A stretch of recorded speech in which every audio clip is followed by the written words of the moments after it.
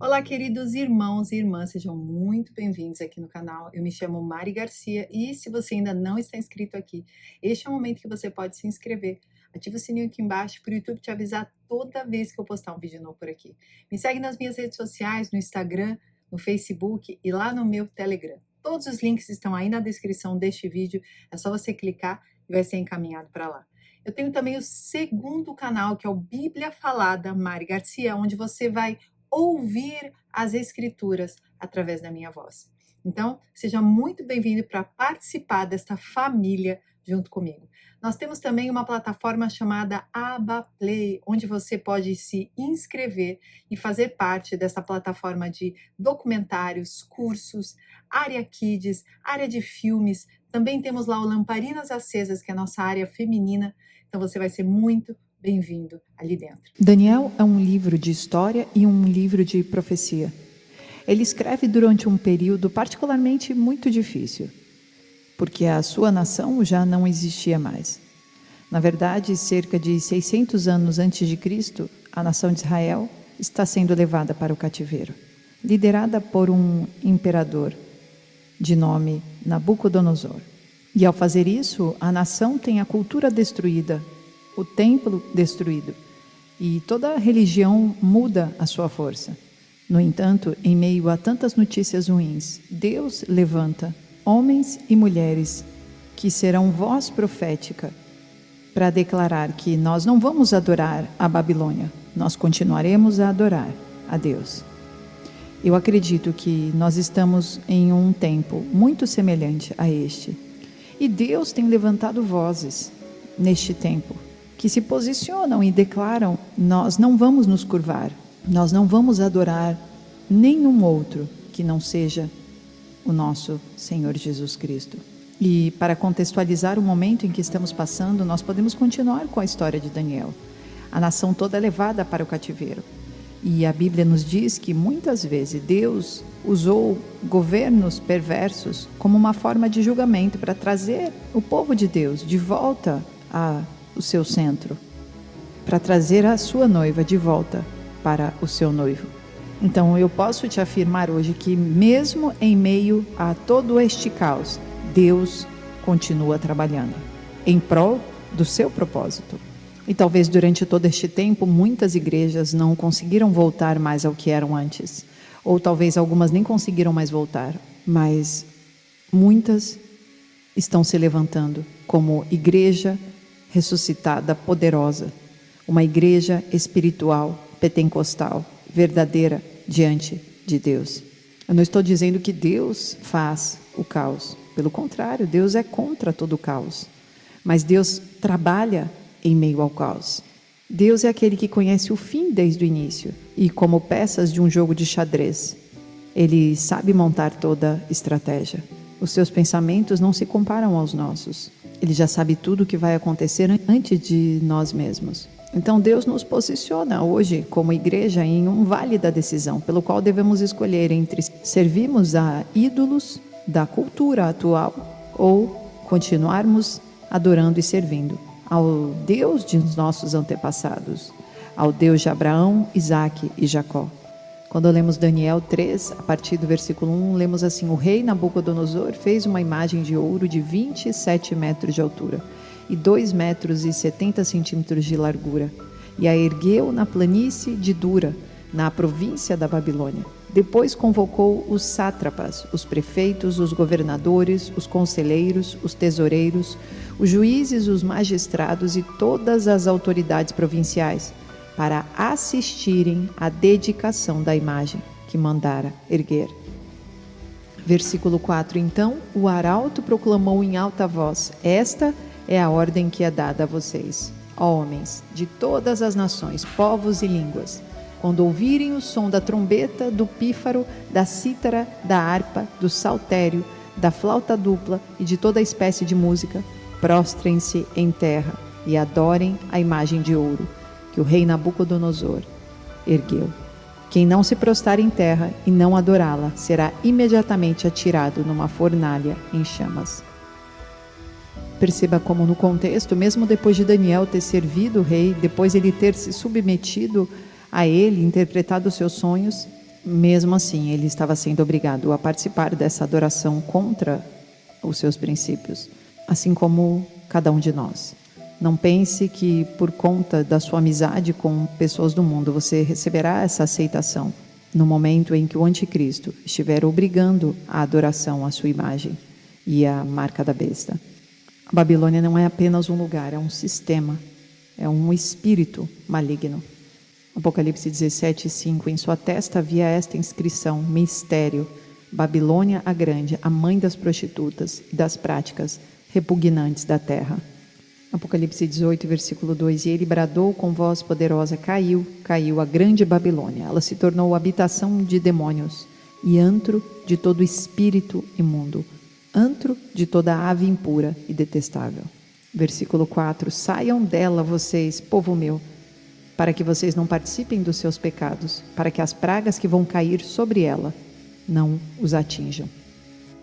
Deus está nos alertando através das Escrituras o quão difícil será não nos envolvermos com a Babilônia, assim como era para Daniel e para os seus amigos. E se você dormir com a Babilônia, você acordará destruindo a sua vida.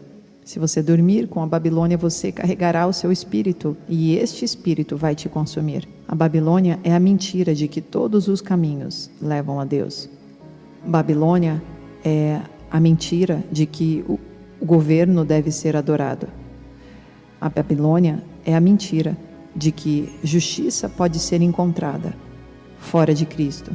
Babilônia é um secularismo que invade as próprias igrejas, nos fazendo se igualar ao mundo, ao invés de se diferenciar do mundo. Onde há trevas não existe luz. Nós somos o oposto das trevas. Portanto, se nós somos igreja, nós precisamos ser diferentes do mundo. Nós não podemos nos igualar ao que o mundo faz. Nós vivemos na Babilônia, mas nós não somos da Babilônia. Nós somos de Cristo. A Babilônia é um sistema que cega as pessoas. Enquanto as pessoas estão dormindo, cortam-se os cabelos, amarram-nos na escravidão. E quando essas pessoas acordam, elas não têm mais força para ficar de pé. Então, os governos constroem ídolos, ideologias e exigem que tudo isso seja adorado. Então, não se trata apenas de uma guerra física, se trata de uma guerra espiritual.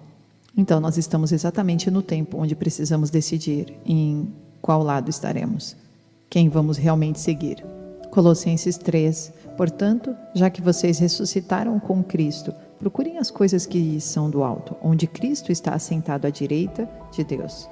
Mantenham o pensamento nas coisas do alto e não nas coisas terrenas, pois vocês morreram e agora a sua vida está escondida com Cristo em Deus. Quando Cristo, que é a sua vida, for manifestado, então vocês também serão manifestados com Ele em glória. Assim, façam morrer tudo o que pertence à natureza terrena de vocês: imoralidade sexual, impureza, paixão, desejos maus e a ganância, que é idolatria. É por causa dessas coisas que vem a ira de Deus sobre os que vivem na desobediência, as quais vocês praticaram no passado, quando costumavam viver nelas. Mas agora, abandonem todas essas coisas: ira, indignação, maldade, maledicência e linguagem indecente no falar.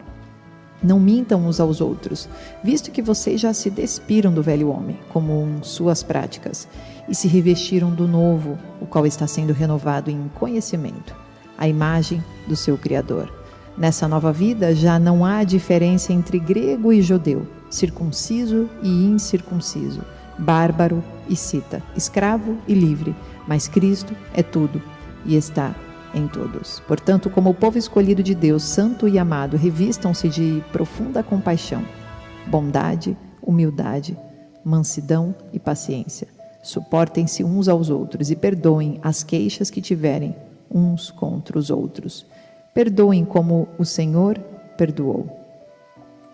Deixe-lhe dizer uma coisa: não existe neutralidade secular. Não existe meio termo entre a escuridão e a luz. Toda a humanidade busca uma vida espiritual.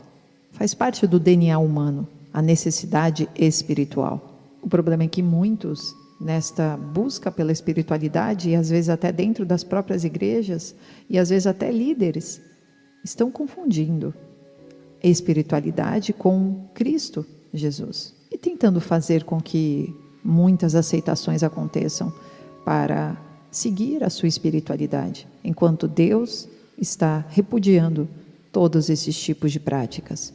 Deus anseia que os seus filhos o adorem em espírito e em verdade, e Deus tem ciúmes de cada um de nós. Portanto, devemos nos colocar unicamente em adoração e em direção a louvores a Deus, adoração a Deus, busca de Deus. Algumas igrejas, nessa confusão mental de colocar o mundo dentro da própria igreja, colocam músicas mundanas dentro de festas no próprio templo. E isso se torna uma abominação para Deus. Pois, como é possível, em um mesmo local, nós estarmos adorando a Deus um dia e no outro dia estarmos ouvindo músicas de pessoas com envolvimento em outras realidades que nada tem a ver com Deus? Quando lemos Daniel 3, versículo 8, diz assim: nesse momento, alguns astrólogos se aproximaram e denunciaram os judeus. Perceba como a diferença entre a Babilônia e Jerusalém, os dois estavam buscando espiritualidade, mas a Babilônia estava buscando no lugar errado. A astrologia é uma pseudociência que não tem poder nenhum de dizer o seu futuro. Mas isso nos mostra algo. As pessoas estavam e estão desesperadas em saber para que elas existem e para onde elas estão indo. Uma necessidade insaciável espiritual de nos dizer quem somos. Para que servimos realmente? Qual o nosso propósito nessa vida? Enquanto não temos um encontro real com Jesus Cristo, nós ainda não nascemos de novo. E então não podemos descobrir realmente o nosso propósito de vida. E muitos ficam a vida toda buscando e nunca encontram. Apenas Jesus pode realmente nos dar essa direção e nos dizer quem nós somos. É claro que podemos utilizar da psicologia para nos auxiliar em muitos problemas psicológicos e emocionais. Mas sem o Espírito Santo e sem conhecer a Jesus, nós não iremos para lugar nenhum. Você nunca encontrará o real propósito de vida para você. É reconhecer que estamos mortos para que pudéssemos nascer de novo e vivermos em um mundo que é completamente trevas, mas que nós conseguimos nascer de novo e sermos luz. Em Daniel 3, no versículo 12, diz assim: mas há alguns judeus que nomeaste para administrar a província da Babilônia, Sadraque, Mesaque e Abidnego, que não te dão ouvidos, ó rei. Não prestam culto aos teus deuses, nem adoram a imagem de ouro que mandaste erguer. Enquanto que para eles estavam trazendo um julgamento sobre esses 3 judeus, os judeus estavam se alegrando em perceber que eles continuavam não adorando realmente aquela estátua. A adoração deles não estava à venda. Eles estavam determinados quanto a o que eles adorariam ou deixariam de adorar.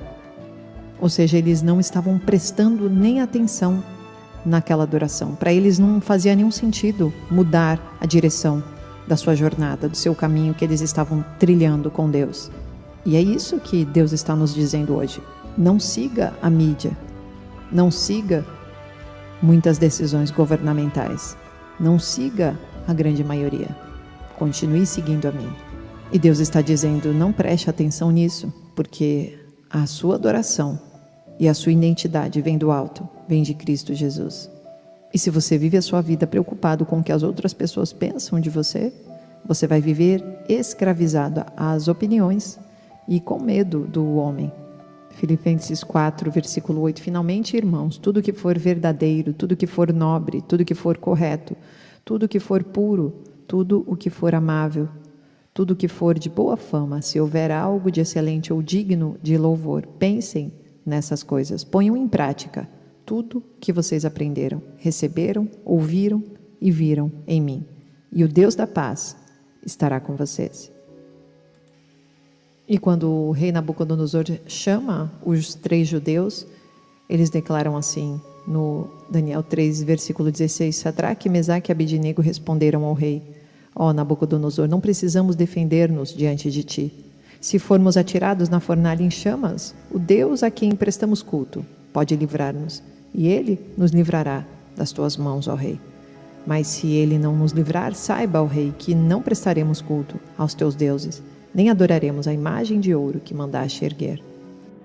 Perceba como a adoração deles não estava à venda. Não importava o quão difícil fosse para eles, não importava quais consequências iriam surgir para o seu futuro.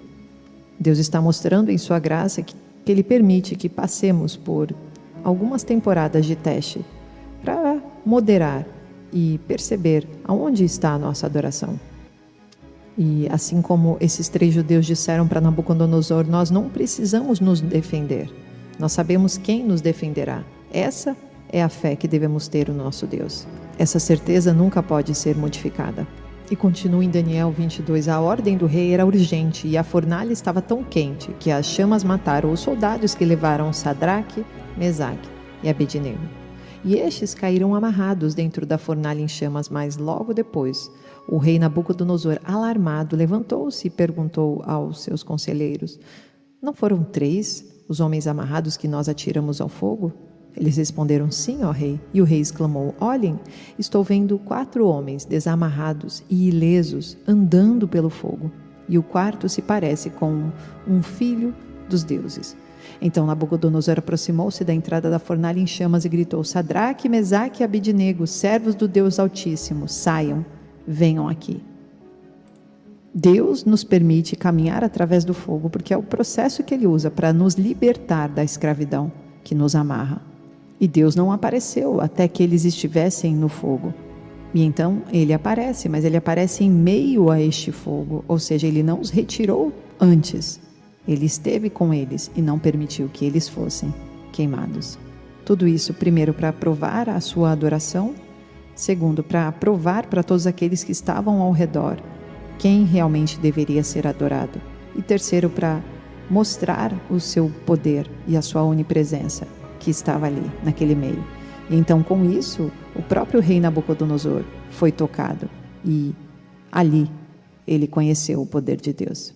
E então o rei Nabucodonosor, ele enxerga a Deus através desses 3 jovens hebreus que se recusaram a se curvar à sua imagem. Um simples ato de obediência muda toda a história.